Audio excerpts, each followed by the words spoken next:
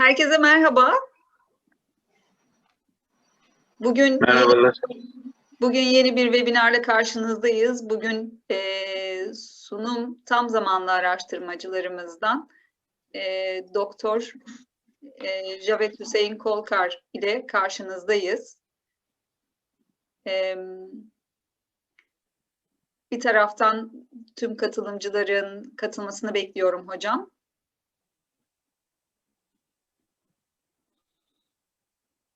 Evet, şu anda bekleyen kalmadı. Güzel bir webinar olmasını diliyorum. Javed hocam, sözü size veriyorum. Okay. Can I go? Yes, please.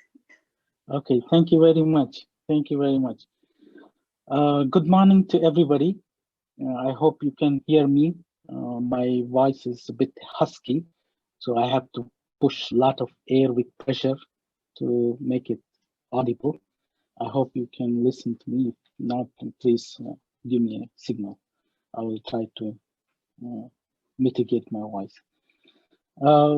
I'm Javed. I did my PhD in India. For that matter, all education was completed in India.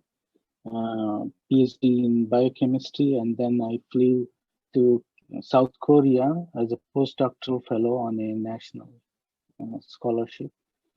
I worked there for 5 years on biosensors and designing and developing biosensors, both genetically modified living cells as biosensors, as well as chemical sensors.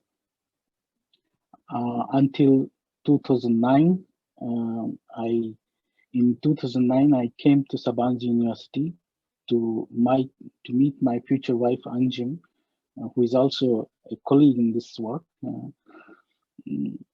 and initially joined Sabancı University as a visiting faculty in Faculty of Engineering and Natural Sciences from March 2009 until 2011. That's when the Nanotechnology Center was established. I got the chance to get into Sunum as a first researcher. At that time, there was nothing in this building, so we had to start from scratch. I'll tell you something about that one as I go on talking. From 2011 onwards until to date, I'm working as a researcher in Sabancı University Nanotechnology Research and Application Center. And a part of the research work that has been conducted is being presented in this talk, and the rest of the talk I'll just give you a flavor of what all we did in the next slide. So to begin with, I like to show this slide. This sums up actually what we are doing at Sunum in terms of designing and developing biosensors. We had fantastic group of colleagues from electronics engineering over the years. We did a lot of research on developing an interfacing biological molecules with electronic transducers, and went on to develop a handheld device. That's what you see at the left bottom corner here. That's a ready-to-use sensor, which is still under iteration, actually meant for detecting cancer and cardiovascular disease biomarkers. And before that, we had to establish a series of different designs, assays that go into developing this handheld device as a biosensor. As you can see, biosensor is a multidisciplinary area where you have to combine a lot of different disciplines to come up with a functional biosensor. So sensors that represent only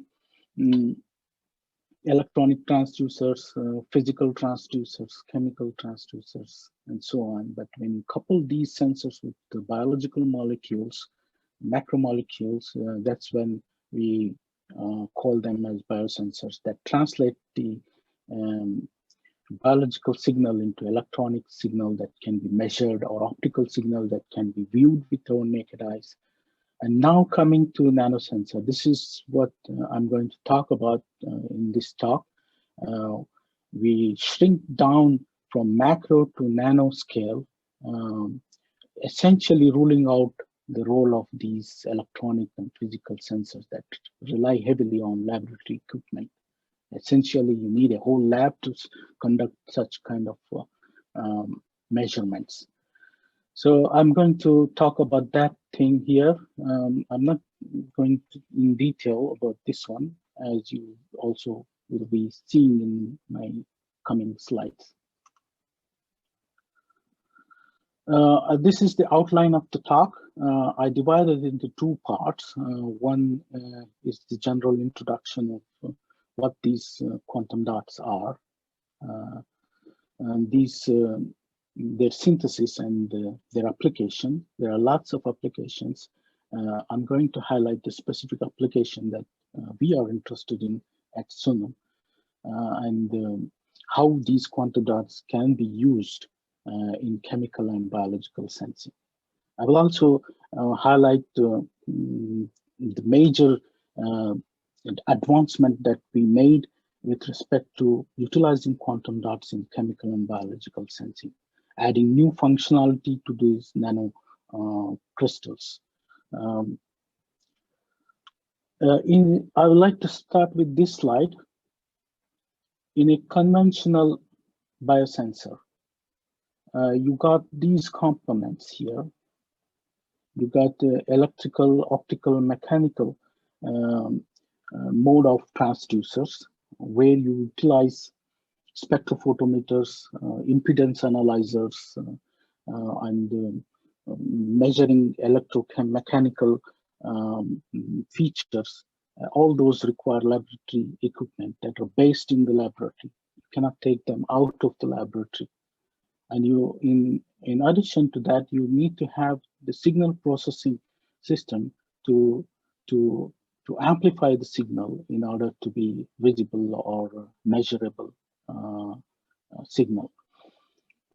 Because since we are dealing with the analytes in biological system, whatever the signal that is coming out is too small to be measured, or too invisible to be seen. Therefore, we need to have this signal processing, signal amplification, and readout configuration to actually see the signal. What we wanted to do is that we wanted to get rid of these laboratory-based equipment. So in order to do that, we need to go down to the nanoscale. So what we do is that instead of having these receptors, maybe cells or nucleic acids or whole bacteria, yeast, or whatever it is, enzyme, receptors, hormones, antibodies, antigens, whatever you need it for sensing, you can have them coated onto small nanoscale crystal, nanocrystal. Quantum dots are the better alternatives for going into the nano because of their fascinating properties, which I will be talking in the next slide.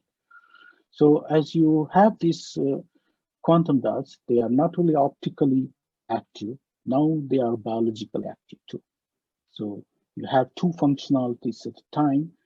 So you can probe the changes that occur at a nanoscale level. So once any target molecule like these ones, viruses, bacteria, proteins, hormones, receptors, nucleic acids, RNA, DNA, and so on, any of those that can specifically bind here, and then shine the light on top of these nanocrystals, and the nanocrystals change its optical property.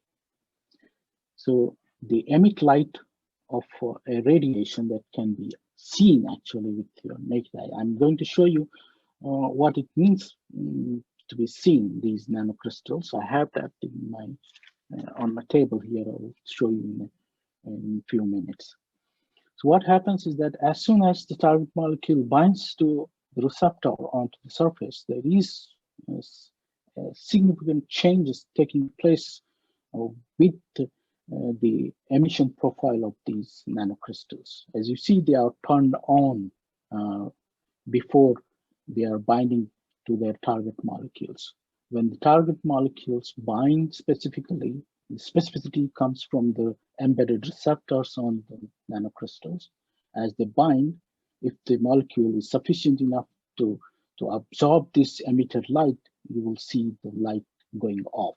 That's when the signal goes off. So otherwise it is continuously on. This is always on type of sensor, nanosensor, that goes off only when its target molecule is captured. This is what we want. This is what we can. This is one way to eliminate the dependence on these laboratory equipment. So there are some molecules, for example, redox chemicals or redox drugs. There's redox enzymes that essentially interfere in this emission spectrum and influence shift in this emission peak. Such type of mechanism is often rare, but essentially they quench the emission of the light coming out of these nanocrystals. What are these quantum dots? Let me give you a brief fundamental background of these quantum dots. I hope most of you know already. These are semiconductors. They are semiconductors because of the band gap here. There is a band gap in all of the semiconductors. Band gap between the valence band and the conduction band. They exhibit quantum confinement.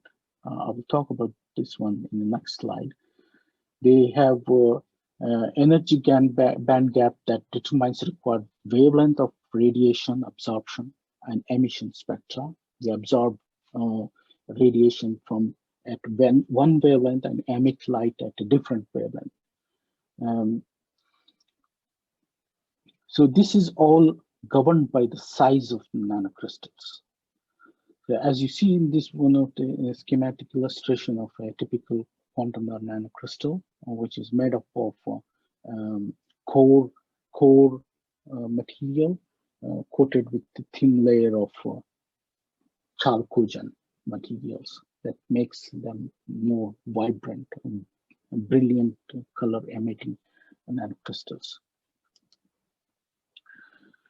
What is so special about quantum dots is the ability to have this property, quantum confinement.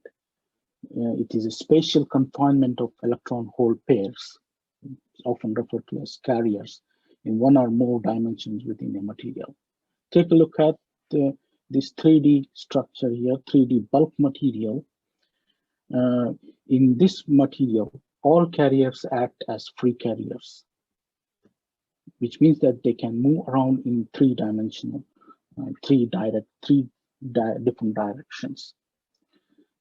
While the planar materials of the same composition have carriers moving along the plane. So this is a typical property of semiconductors. So coming to the one-dimensional materials, often quantum wires, nanowires, where the electrons move into only one direction, down this direction. Quantum dots have 0 dimensions, and that's where the electrons and carriers are squeezed in a small confined place. That's why this system in which carriers are confined in all directions. That's what makes these nanocrystals so superior to these bulk materials. As you see, the bulk materials have a certain energy gap, When you shrink the size of this material, same composition, the band gap increases. That's what makes them highly unique nanomaterials. There are different types of quantum dots depending on the type of element that goes into.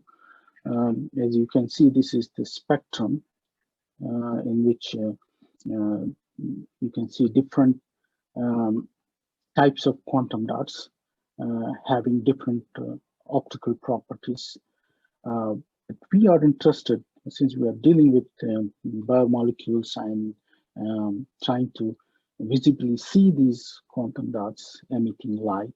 So we have to deal with these cadmium selenide type of nanocrystals that emit light in visible range, but absorb light of somewhere in blue region or ultraviolet region. This is a schematic illustration of a core CDSC and coated with zinc sulfide, which is a popular combination. As you can see, the same composition of different size have different optical properties, which means that they have different absorption and emission characteristics.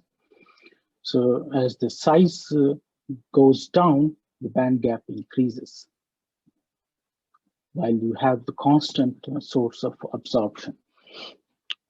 So it absorbs light at this wavelength and emits light at different wavelengths, and that's why we see different colors.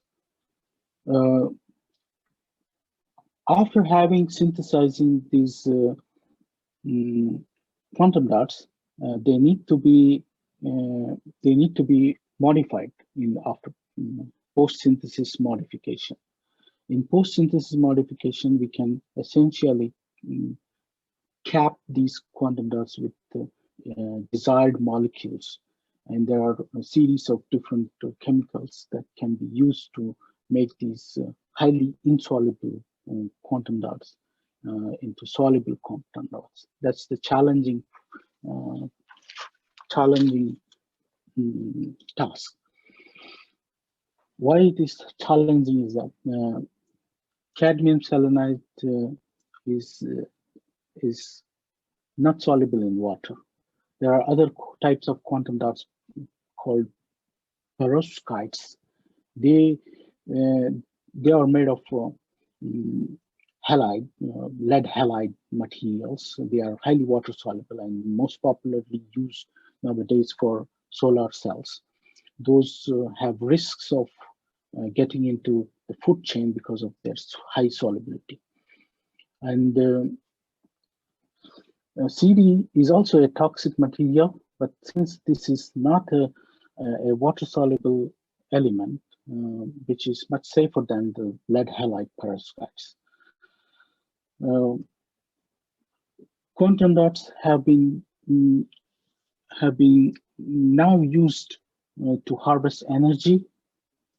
They have been still in infancy stage. They are being used in photovoltaics. Bhavandi group at MIT is a very well-known group in this area. You already saw quantum dot TVs. Quantum dots, TV display screens are made of quantum dots. I can see in the market nowadays, but their cost is relatively high compared to normal LEDs. That is because of their synthesis cost. Cost for synthesis of quantum dots is relatively high. And quantum dots have also been used in radiation converters, converting one color of radiation to another, which is a popular phenomenon. They have been used in this process. The quantum dots have also been used in various displays, fabrication of display materials using simple photolithography like the ones that is being carried out at Sunam normally with different materials, but that it is also possible to use quantum dots here. We discovered that two different types of quantum dots have been most popularly used in displays. One is green emitting quantum dots and red emitting quantum dots. These two types of quantum dots are often coupled with blue emitting LEDs that gives you red, green, blue, RGB. That these three colors can essentially be used in different proportions to generate 256 different types of colors. And if you use quantum dots, pure colors, vibrant colors can be generated. That's what quantum dots are famous for. How do they synthesize? How do we synthesize? Is this one. It's very simple. There are two methods to go for synthesis. One is organometallic type of synthesis, where you have to use organic medium in this one as the nanocrystals nucleate. These organic long chain hydrophobic molecules go on and cap on the surface of the quantum dots, making them more colloidal and dispersed. There are different metals that are being used. Cadmium in the range of visible. That's what I'm going to talk about today, with combination of zinc and chalcogens, sulfur and selenide. There are different types of metals that are used for different applications. As you go back and recall the spectrum, where you have different types of quantum dots used for different applications. I'm going to highlight only on cadmium-based quantum dots here. All that you need to maintain in the reaction is the flow of argon, because it is anoxic. You don't want oxygen to enter into it. If it enters, there will be no crystallization taking place. As soon as the precursor is injected into reaction, within 2 seconds, you start to get the crystals. We need 2-3 people to handle this reaction at a time, because if you delay, you will get a different size nanocrystal. This is one of the problems that we face while we were synthesizing in our lab. I'll talk about that in a minute. How to control the size is the main challenge. So there are 2 ways to controlling the size of these nanocrystals while synthesis. One is to take control of the precursors and timing of injecting the precursor into the medium is a critical task. Timing, temperature, and reaction conditions are the critical factors that govern the size of nanocrystals. In organometallic method of synthesis, essentially is a thermal decomposition reaction. Decomposes, nucleates, and then these long chain alkyl groups go on and cap the surface of nanocrystals. There's another method, aqueous, is more or less efficient method because the cuties that are produced in this reaction often have low photoluminescence and low quantum yield, which are not suitable for any application. So this is not very popular technique. There are different ways of synthesizing quantum dots like these, which is not a focus of present talk, so I'm not going to highlight on this. How do we use quantum dots as nano-switches? One of the best ways, the simplest way is shown in this slide. When you have these nanocrystals homogeneously suspended in a colloidal fashion, they don't settle down, they collide with each other and bump into the solution and remain colloidal all the way, no matter how long you keep them. But the problem is, if they are not surface functionalized, they tend to aggregate and settle down, and you can see with your naked eyes. This is one of the best examples where we can use nanocrystals. If you have a colloidal form of nanocrystal, This is one typical example that I found suitable to show you here. These are carbon dots, quantum dots made of carbon. These carbon dots, in presence of cerium-3, they aggregate and form a cluster that can be seen visibly. And the photoluminescence property changes. Photoluminescence property, emission property of these quantum dots changes as they form a complex like this, a coordination complex, which essentially quenches the fluorescent emission of the quantum dots, which we call the signal off. When in presence of pyrophosphate is a precursor for pesticides nowadays. That's why pyrophosphate properties is very well known in agriculture. When in presence of pyrophosphates have tendency to attract cerium ions and form complex, and the affinity of this attraction with cerium is more than the affinity of cerium to quantum dots, and that's when these quantum dots are set free into the solution and you have the signal back to normal. So this reaction can be used as a nano-switching reaction. So you can determine the extent of the analyte present here based on the amount of light emitted by the quantum dots, provided you control the concentration of the nanocrystals here.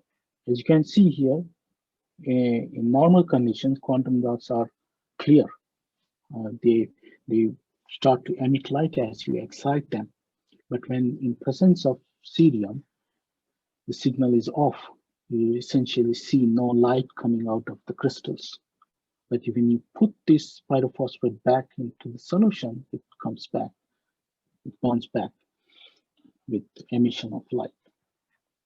This phenomena was exploited in our study. This is a long time ago. Actually, the work actually started somewhere in 2013, and the work was published in 2015. What we did was we used yeast as a model. Yeast cell, the normal yeast that is used for fermentation, producing beer or something like beverages. So yeast is a good model in biology. Biologists know very well. Yeast has been used as a model for human cells to screen thousands of chemical compounds to rescue from disease in human cells. So it shares major metabolic pathways and homology with humans. That's why we need to study yeast to study human cells. What we did was we used yeast cells.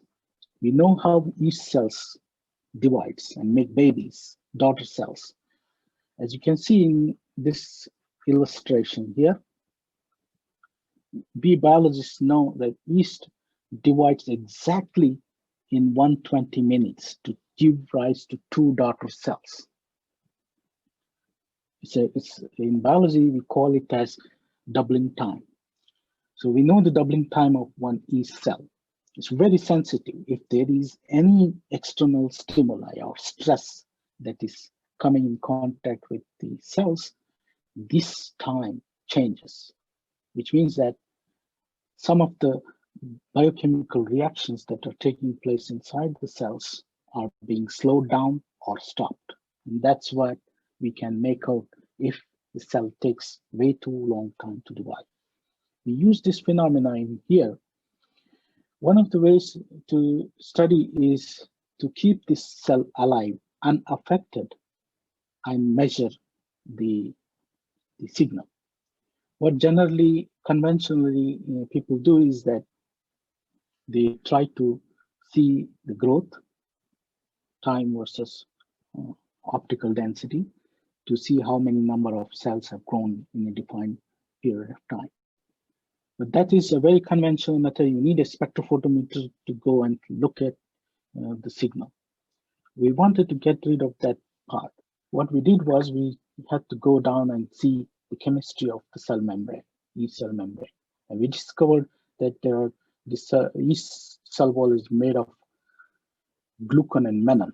And we targeted these disulfide bridges of glucan, which are vulnerable to reduction. And we also had the preliminary knowledge of the pesticides. The pesticides have this property to go and attack the living cells. How do? They do in various means. One of the ways is to reduce these bridges. Phosphate, organophosphate pesticides are very good in doing that kind of reaction. So we took one of the precursors of organophosphate, for example. This is TCEP. It's very popular. It's a highly strong reducing agent. It immediately reduces all the sulfhydryl groups, disulfide bridges like this one. So what we did was we briefly exposed these cells with TCEP, opening these disulfide bridges into two sulfhydryl groups, and that opened a channel for us to go and attack quantum dots, to attach quantum dots.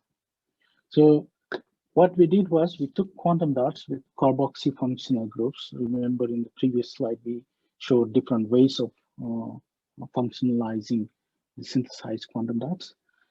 This is one of the examples out of that. We have a free carboxy group here, and we need a sulfhydryl group to go and attack these sulfhydryl groups generated as a after treatment with TCEP. These quantum dots then go on and form disulfide bridges here, and that's when they start to shine. We can control the concentration of quantum dots. We know the molecular landscape of this one, the area of the cell, and depending on that, we can control the number of quantum dots that can be decorated on the cell wall. What happens is that once we have these cells being decorated with quantum dots, now we know what happens.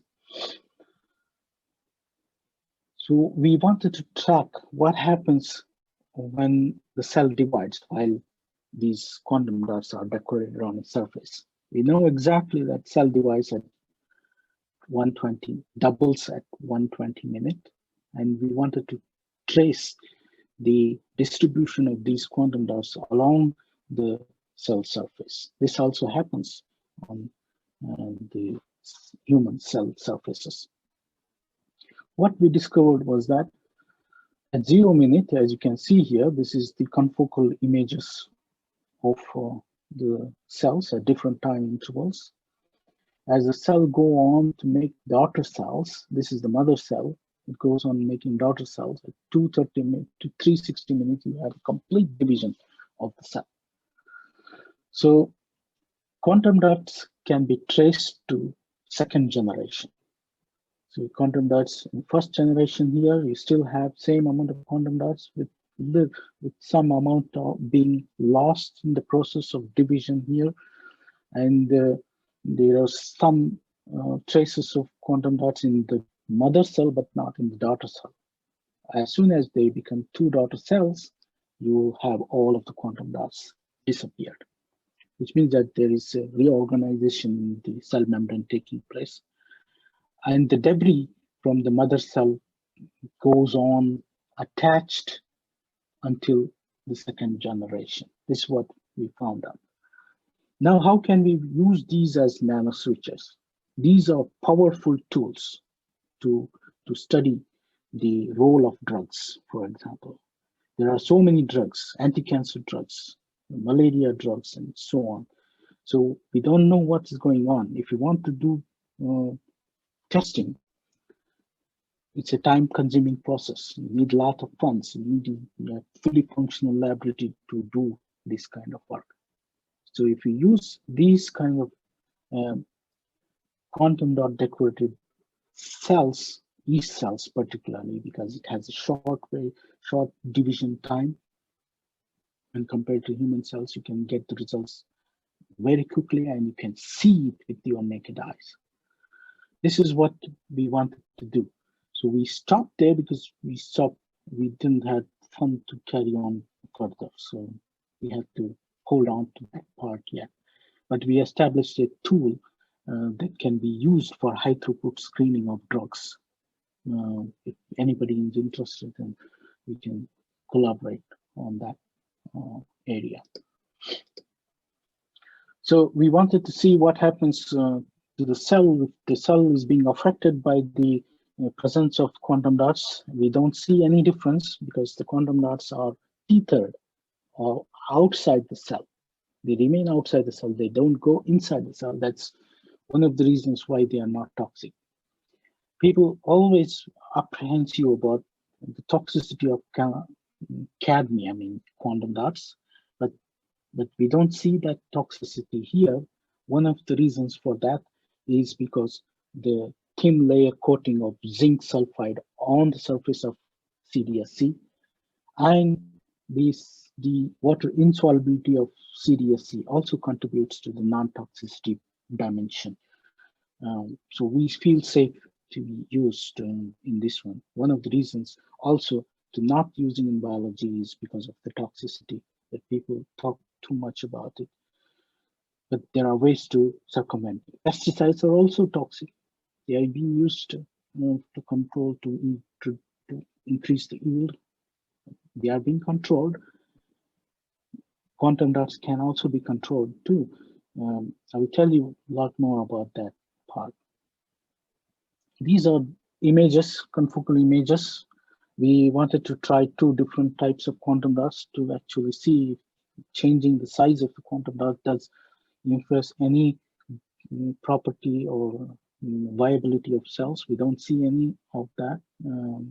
That's a good sign. And then we went on to use it for testing toxicity.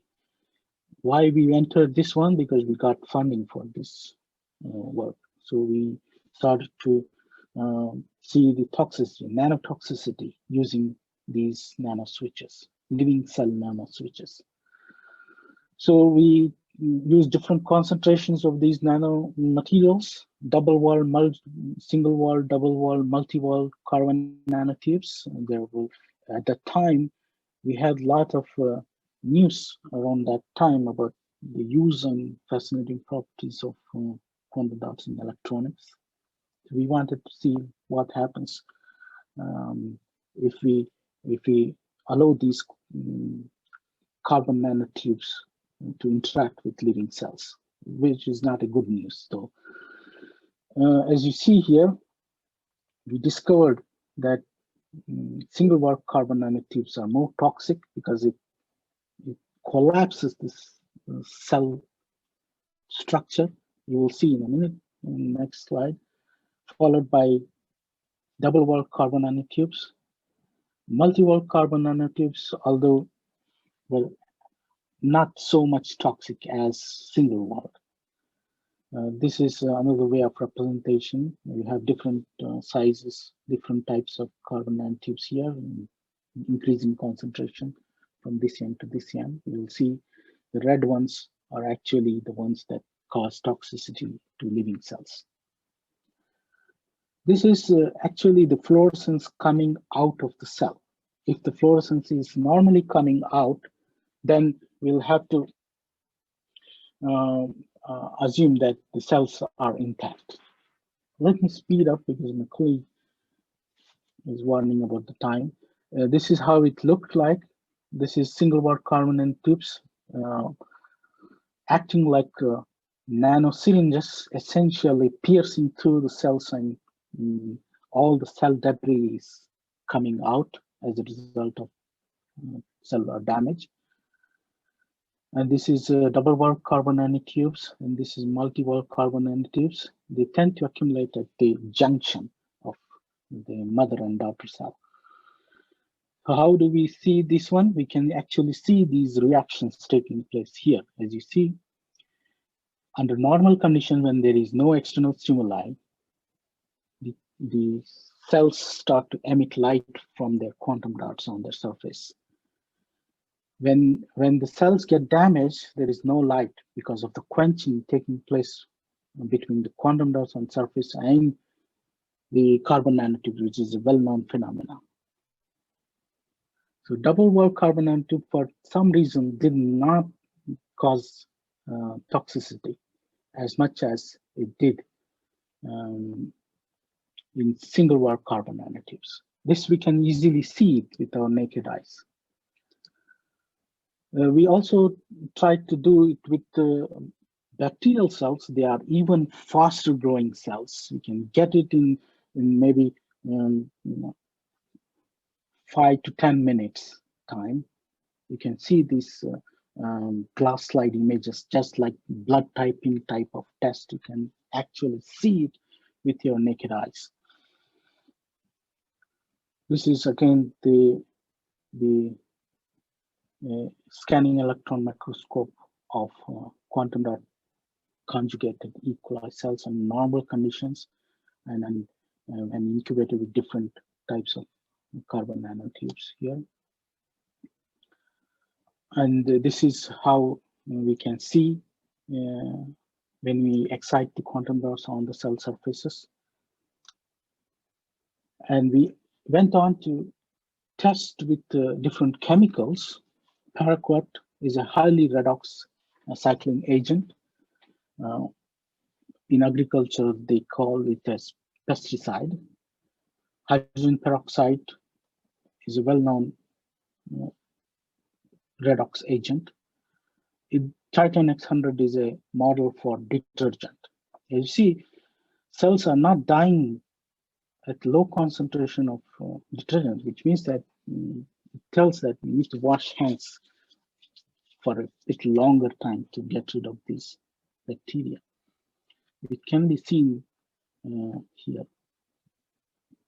So I will speed this process, coming to the part 2, which is to add additional functionality to the quantum dots. In addition to having this, making them biologically specific, optically active material, now we can add one more functionality, which is a magnetic property. So it gives unprecedented control over these materials. So magnetic quantum dot based immuno-optomagnetic point of care assay. This is what we developed in our lab, which is a patent application now pending. This is Ali. He's a very fantastic guy in synthesis of nanocrystals. You can ask lots of questions to him if you have any questions regarding synthesis. He's an expert nowadays now. This is me and Ali. Anjum is taking in the background because we need 3 people to handle this reaction. What we did was we wanted to control the synthesis of nanocrystals to atom precision, atomic precision. So we were successful in doing that. We used a lot of reported methods. None of them worked in our laboratory condition. Probably they worked in their own laboratories, but for us, only Bhavandi group work was very successful. So what we did was, in order to get uniform single color crystals, we had to have these quantum dots made of core, while the shells, thin layer of shells, should be in a gradient formation. Layers formed in a gradient way. There is no clear-cut demarcation between cadmium selenide layer right on top of the core and the outermost layer made of zinc sulfide. So this was very interesting to us. We were successful in making. We can make in multicolors, but the demand came for only red and green. That's what people are interested in displays, while they use blue LEDs for emitting, and use blue LED to filter as well as emit red and green to generate RGB. So this is not the gradient one. You can have crystals. You can see there's even less than 30 seconds. We noticed that this comes around 5 seconds, even less than 5 seconds. we could get it at 30 seconds, which is already too late, which means that we need more people at the time of the reaction because it is not under our control. So this was the first attempt we got, and you can see the images here. These are in plastic tubes because we made them water soluble later on. Otherwise, this is not suitable to be in plastic tubes. Since they are water soluble, we have to use these fantastic tubes to handle micro volumes. After having this gradient synthesis, we could control the size and atoms in a nanocrystal. This is the single color for 4 nanometer diameter. You can see the size here, one of the sizes. And this is a little larger with 23 atoms, measuring about 7 nanometer in size. You have largest one. This is 30 nanometers in diameter, 30 atoms in diameter. Total size of 10 nanometer.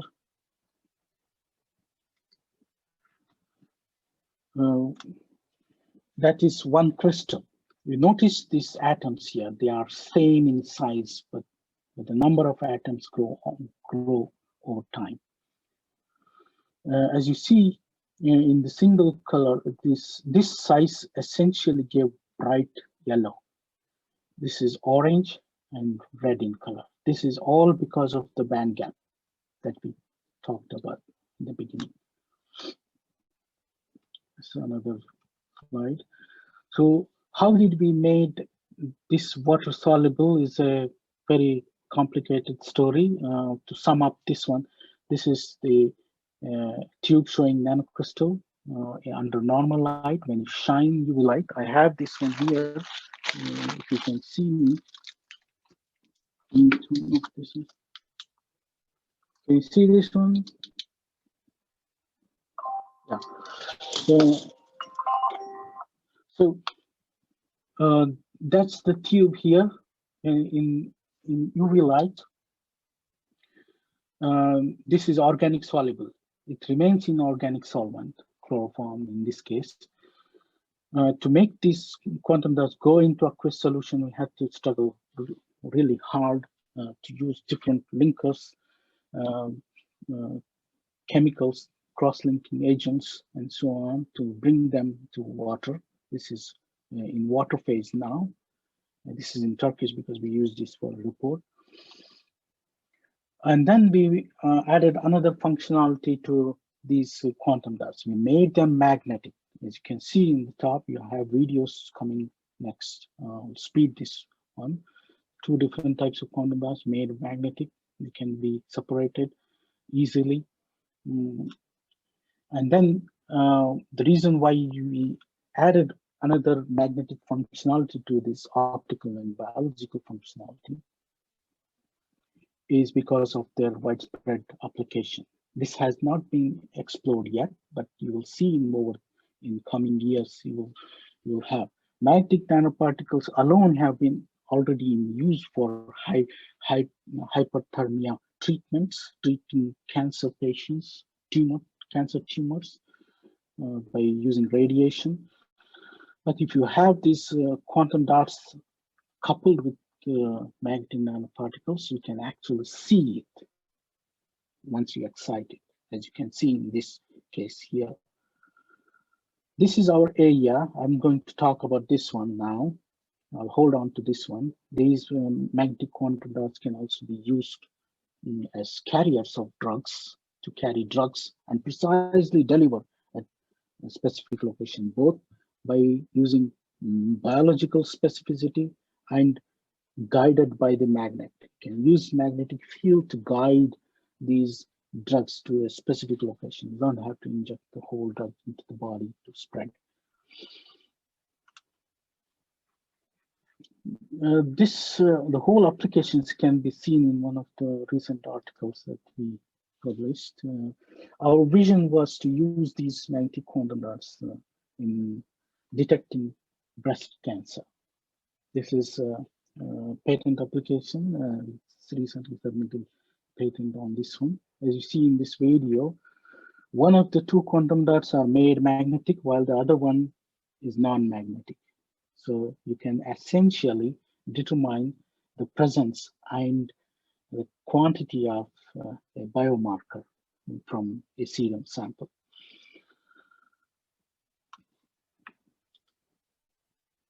So I'll skip that part. Coming back to our invention, what we did was we as I said, that we didn't want to have these laboratory equipment to measure the signal. Then how can we measure other than by seeing qualitatively? Seeing with our naked eyes is only a qualitative method, but if we can measure, it's more quantitative. So how can we do that? Everybody has cell phone in their pockets now. If you download an app and just point it to the device and take a picture and subject it to processing using specific algorithm. In this case, we utilize RGB profiling algorithm, red, green, blue, which will display the ratios of red, green, blue in a given image, as you can see. This is a real-time video taken at the time of the measurement. You can see the changes in the values that can be correlated to the concentration of biomarker present in a solution. And this process is a very complicated process. You can get a sense of what it means like to develop a sensor and then measure. We'll skip this one. How did we make this one? Is first we had to synthesize a very precise size controlled magnetic nanoparticles. We employed density gradient centrifugation as we commonly use in biology. Sucrose gradient, cesium chloride gradient centrifugation. You build up the gradient of concentration of these sucrose or something like that, and then builds up the concentration. And then when you pull down using a centrifugal force, relative centrifugal force, with the different gradients of concentration of these sucrose or cesium chloride, you can essentially control or separate or isolate specific sizes. We were interested in precisely controlling 10 nanometer size. As you see in the SEM image, TM image top here, it's precisely, roughly, not precisely, close to 10 nanometer, which is what we wanted, because we wanted to keep the dimensions of our nanocrystals, quantum nanocrystals, and the iron oxide nanoparticles identical in their size, so as to make them fluorescent, as good as quantum dots do without having these magnetic nanoparticles. This video shows the difference before and after coupling quantum dots with magnetic nanoparticles. The right hand side is the same tube as you see here. This is magnetic nanoparticles. The left hand side is the one magnetic quantum dots actually. This is another video that shows we had to control the orientation of the quantum dots and the iron oxide nanoparticles in a way that quantum dots should be buried inside, while the magnetic nanoparticles should be surrounded on the peripheral part of the quantum dots, making these quantum dots essentially hidden inside a complex architecture. As you see here in EDX map, the quantum dots are located right at the middle of the nanocrystal, while iron oxide nanoparticles are being protected along the surface.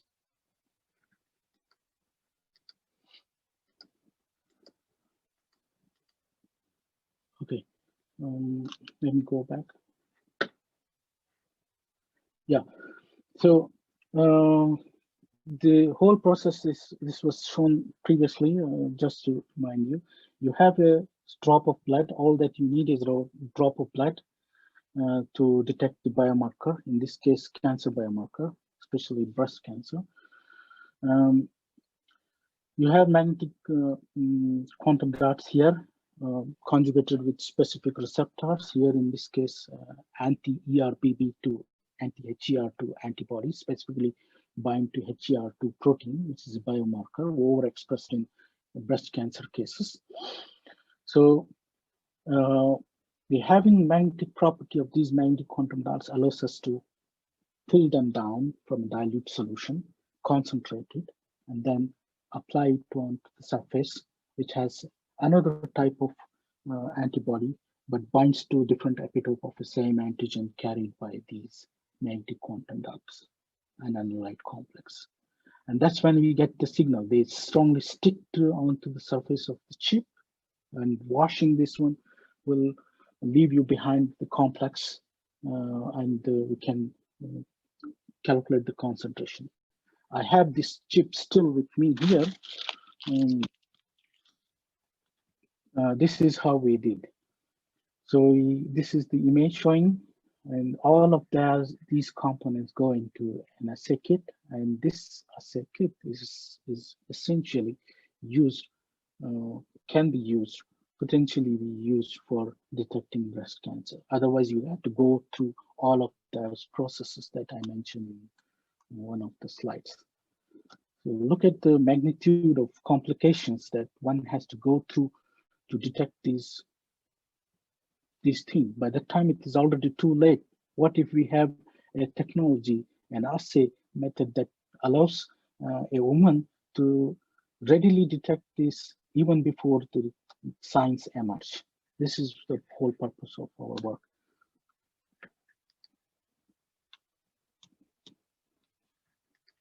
Let me speed this up. This is another image. There is another image here, video here.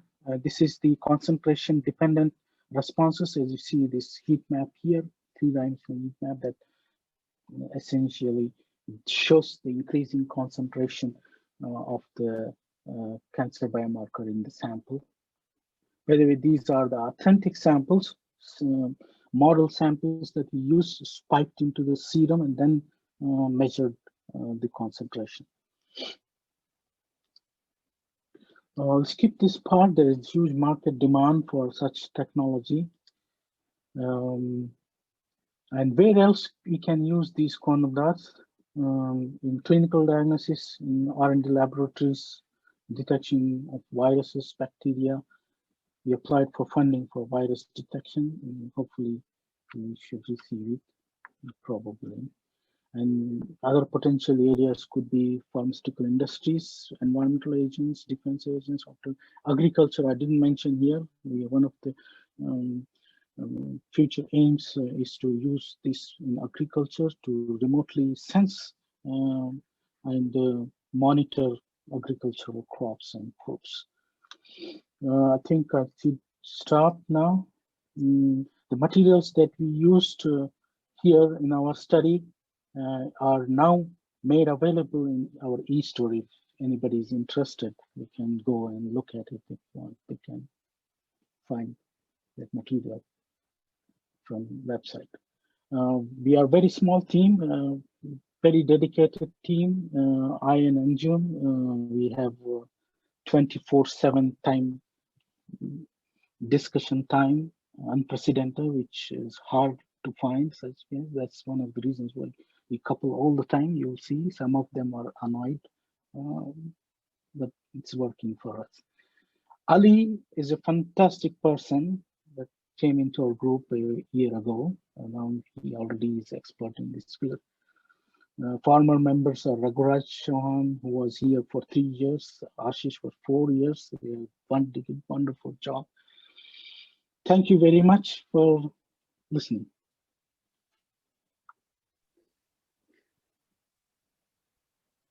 Javed Hocam. Any questions? Javed Hocam, thank you very much too. Katılımcılarımızın sorusu var mı acaba? Do you have any questions?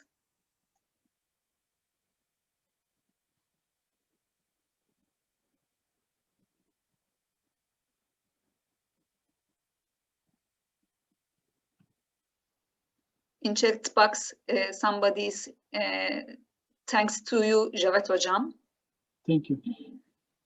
Thank you for listening. Peki tüm katılımcılara çok teşekkür ediyoruz. Haftaya bir başka Nano Open'da görüşmek üzere. Cavit Hocama da tekrar ayrıca çok teşekkür ediyorum. Değerli sunumu için çok kıymetli bilgileri bizimle paylaştı. Katılımcılarımıza da çok teşekkür ediyorum. Haftaya görüşmek üzere. Hoşça kalın. Thank you very much.